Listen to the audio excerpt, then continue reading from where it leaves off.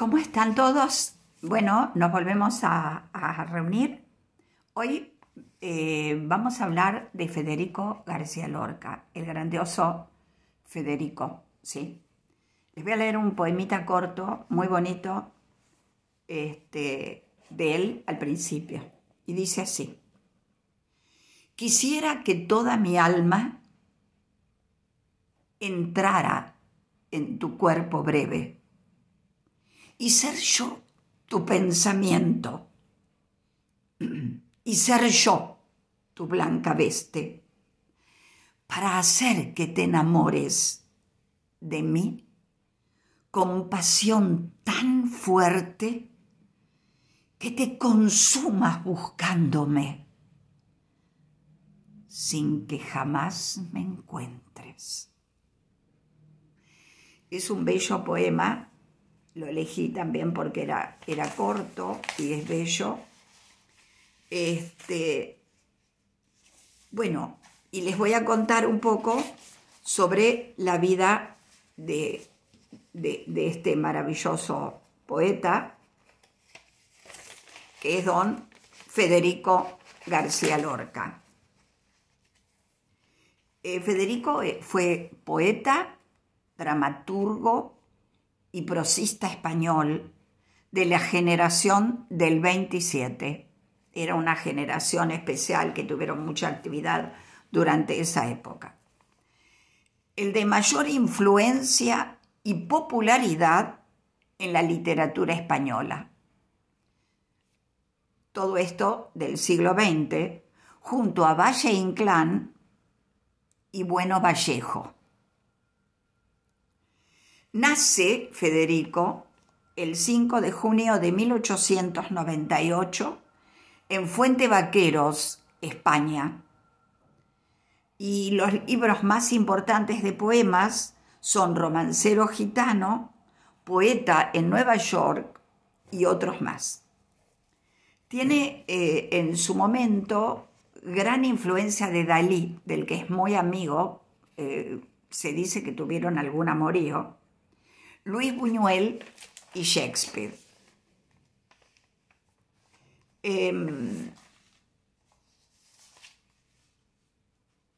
Se reunía con jóvenes, su familia era de buena posición económica. Su padre era hacendado y su mamá maestra. Imagínense, en 1890 una maestra tenía un nivel intelectual importante. Y seguramente ella fomentó todo lo que tuvo que ver con el gusto literario de su hijo. Y hoy día su primera casa es museo. En 1909, a los 11 años, se mudan a Granada y siendo adolescente se interesó más por la música que por la literatura. Estudió piano y sus amigos de la universidad lo conocieron más como músico que como escritor. En 1914 se matricula en la Universidad de Granada y se matricula en Filosofía y Letras. Se reunía con los jóvenes intelectuales de la época en el Rinconcillo, muy conocido después, Café Alameda.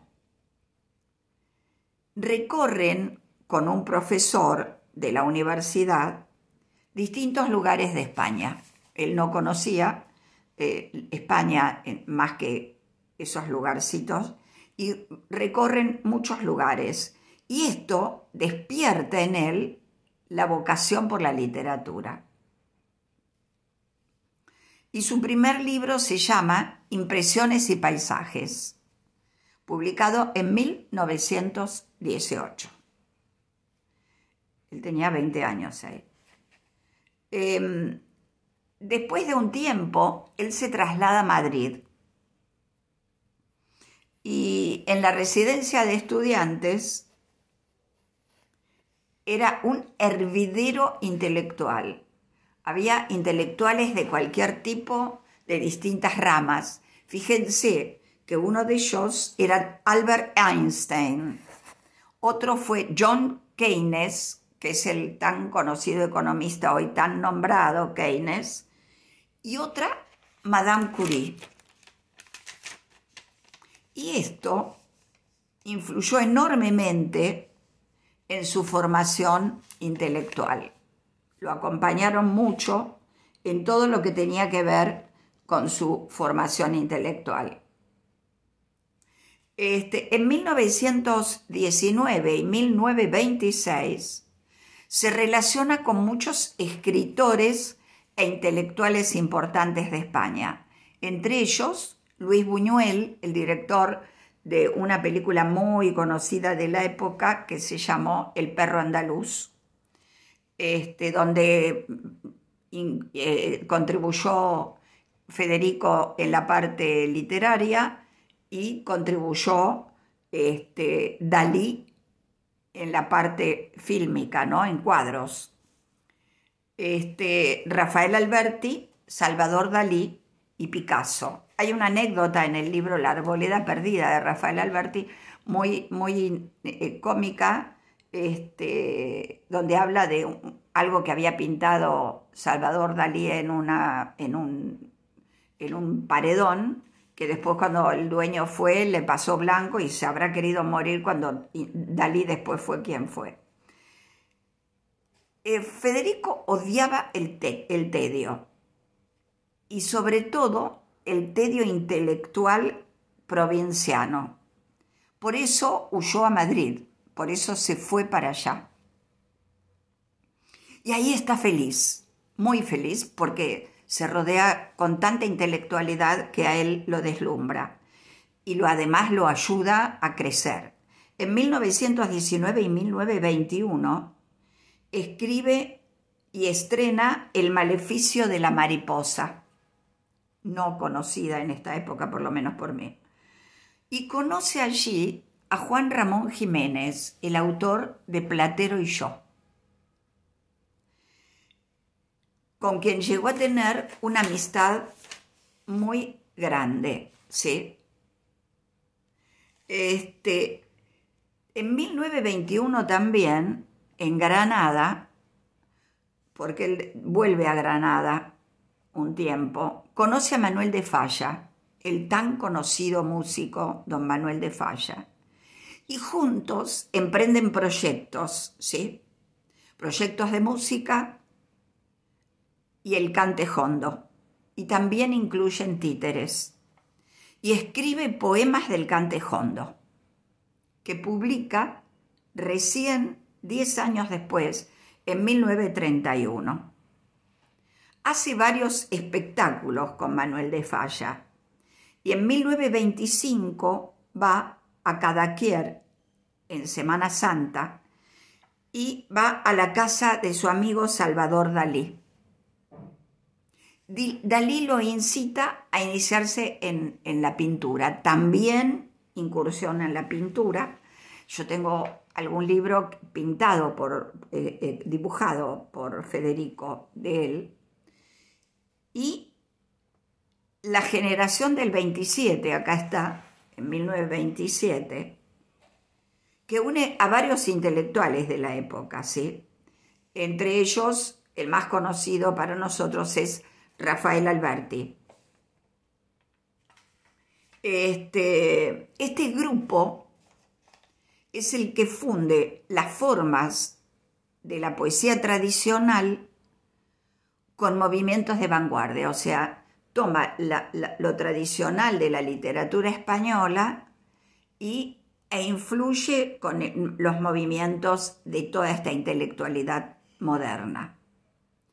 Entre 1924 y 1925 llega a su madurez como poeta. Tanto escribe, tanta influencia, tanta búsqueda, tanta intelectualidad hacen que él florezca como poeta. Pero paralelamente vive una gran crisis personal. Por un lado, tratan de encasillarlo en la cultura gitana, ¿sí? Cosa que él detesta. Él ama todo, de todo el mundo y de todos los lugares. Ama lo gitano y ama lo que no es gitano y ama lo que es más intelectual y siempre que tenga que ver con la cultura. Y por otro lado, se separa de un gran amor, quizá el gran amor de su vida, que fue Emilio Ladrén, un escultor, con quien mantuvo una intensa relación afectiva. Y esto lo devasta, lo mata, ¿no? Afectivamente lo destruye. Y recibe también duras críticas de Buñuel y de Dalí por su romancero gitano, que luego fue un boom. Pero él siguió trabajando intensamente, pese a todas las críticas que recibió y pese a toda la situación angustiosa que estaba viviendo. Y él se va a Nueva York, invitado, en 1929, y le pareció que era un cambio importante a todo nivel. Y él describe este viaje a Nueva York como una de las experiencias más útiles de su vida, pero no porque haya estado fascinado con Nueva York, que la describe como una ciudad de alambre y muerte.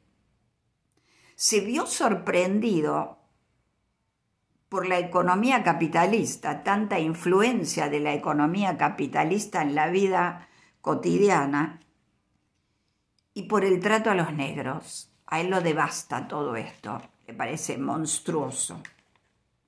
Entonces él dice que es una civilización sin raíces, levantando casas y casas, pero que no han ahondado en la tierra. Él era tan profundo que pudo percibir esta cosa tan fuerte que tiene Estados Unidos en ese sentido. Cuando él vuelve, escribe Poeta en Nueva York, y se publica 4 años después de su muerte, ¿sí?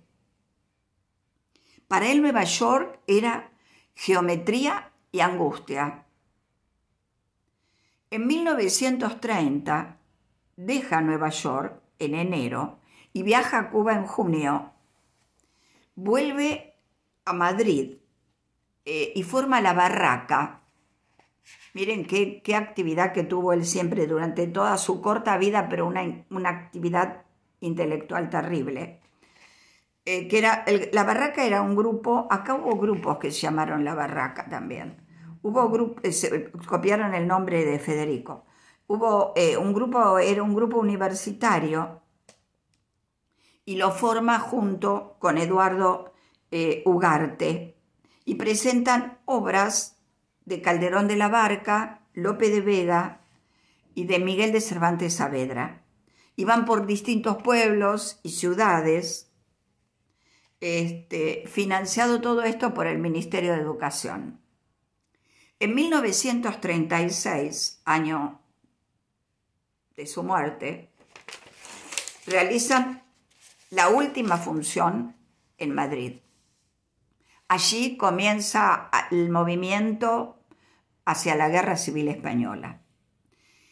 Pero antes, en 1933, Lola Membrives estrena Bodas de Sangre. Le estrena esta maravillosa obra, Bodas de Sangre, con mucho éxito. Y recibe una invitación, Lola Membrives, de Argentina, para venir a trabajar acá, a Buenos Aires. Entonces lo invitan a Lorca, que venga a Buenos Aires con ellos. Y Lorca vivió 6 meses aquí en Buenos Aires.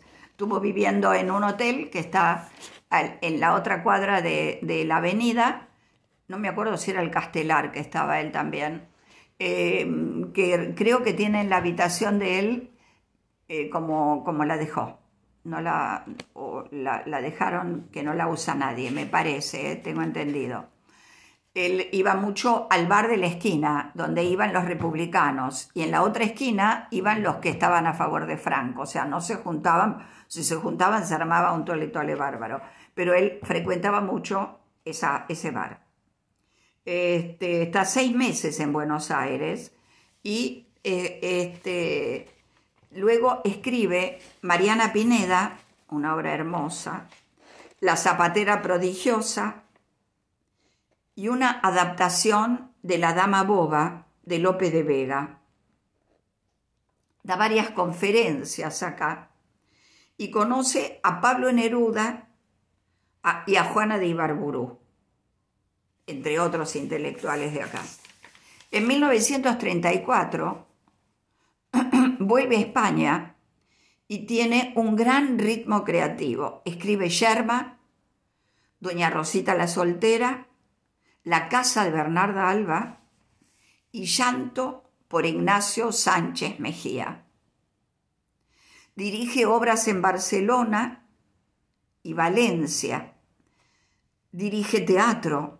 También estuvo en Montevideo, ¿sí?, donde volvió a estar con Juana de Ibarburu. Ya se palpitaba la situación política terrible. Sectores reaccionarios generaron odio y desprestigio hacia el régimen democrático. Debido a su amistad con Fernando de los Ríos, de quien fue secretario, y también su amistad con Rafael Alberti, gente que era más bien socialista, fue señalado por parte de la prensa conservadora. Y ahí otra vez el odio. Nosotros conocemos tanto de esto, ¿no? El odio y la prensa y notas, y le fueron generando a la gente un odio hacia Federico. Sectores de la iglesia aludían a su homosexualidad. Federico era homosexual. Entonces aludían a su homosexualidad como, no sé, el diablo. En forma despectiva. Colombia y México le ofrecieron exilio. Lorca lo rechaza y se reúne con su familia en Granada en el año ya 36. El 14 de julio estalla una revuelta, pero ahí no hubo incidentes donde estaba. El 20, la guarnición militar de la ciudad aparece, entonces él busca refugio en la casa de un poeta amigo. Pero el 16 de agosto de 1936 se presenta la Guardia Civil para detenerlo. Lo habían denunciado ante el gobernador civil de Granada. Se lo acusa de ser espía de los rusos, vaya.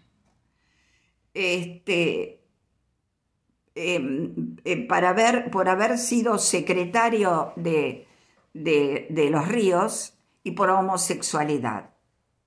Fue trasladado al pueblo de Biznar, y allí fue fusilado. A las 4:45 horas de la madrugada del 18 de agosto, ahora se van a hacer años de su muerte, de 1936. Me genera dolor y angustia. Y lo matan en el camino que va de Biznar a Alfacar.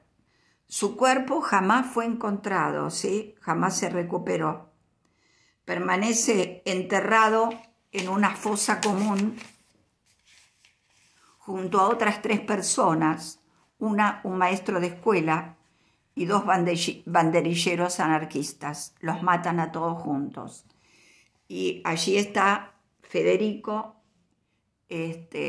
muerto y por un régimen terrible, doloroso. Matar a un intelectual en esa forma tiene que ver con la aberración que son las guerras, que son los movimientos de esta índole.